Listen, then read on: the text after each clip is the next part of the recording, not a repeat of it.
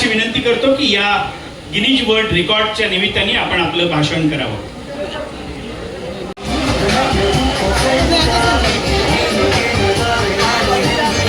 आंबेडकरांना एक विनम्र अभिवादन देऊया आणि काय करता येईल, आणि म्हणून आम्ही एक संविधानाची मूळ प्रत, ज्या 5 पहिल्या प्रतीतली एक प्रत आपण प्रदर्शनात ठेवली आहे, त्याचं दर्शन आपण सगळेजण करतोच आहोत.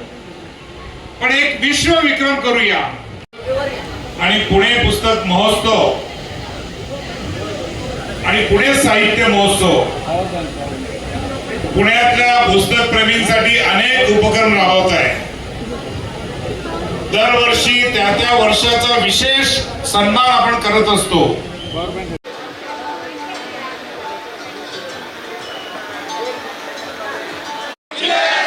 डॉक्टर बाबासाहेब आंबेडकरांचा, डॉक्टर बाबासाहेब आंबेडकरांचा.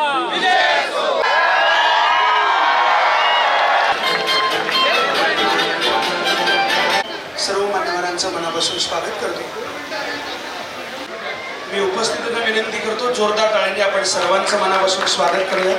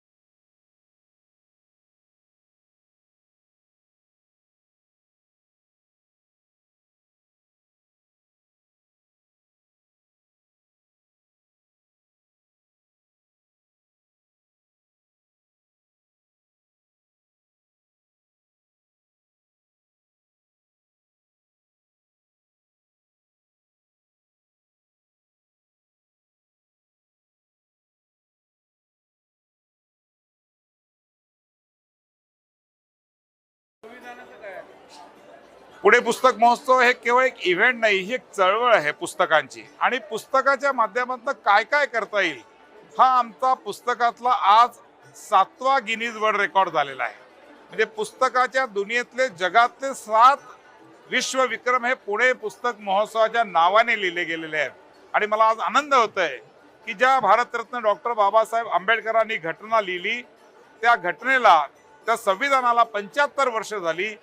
आम्ही पुणे पुस्तक महोत्सव सर्व आयोजक टीमने विचार केला की या संविधानाचा सन्मान आपण काय संदेश देऊन केला पाहिजे. आणि म्हणून आम्ही हा निर्णय केला की जगामध्ये जर एखादा असा काही विक्रम केला की ज्याचा संदेश अख्ख्या जगात जाईल, आणि म्हणून जगातलं पहिलं स्कल्पचर, पुस्तकांचं स्कल्पचर आम्ही आज बनवलेलं आहे. 97,020, म्हणजे 1 लाखाला फक्त 3,000 पुस्तकं कमी आहे.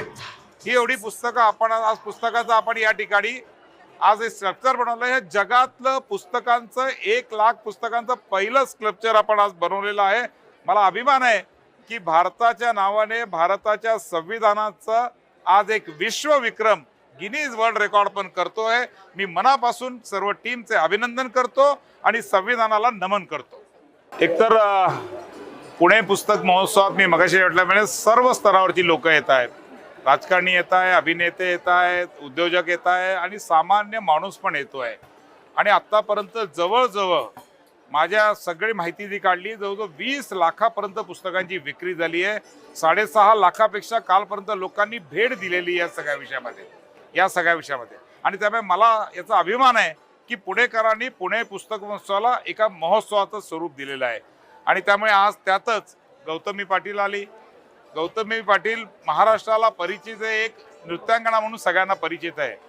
पण एक नाचणारी गौतमी पाटील आज इथे डिक्लेअर केलंय की मी पण आता वाचणार आहे. आणि मला वाटतं याच्याहून मोठा संदेश काय असेल. त्यामुळे गौतमी पाटीलचं आम्ही या ठिकाणी स्वागत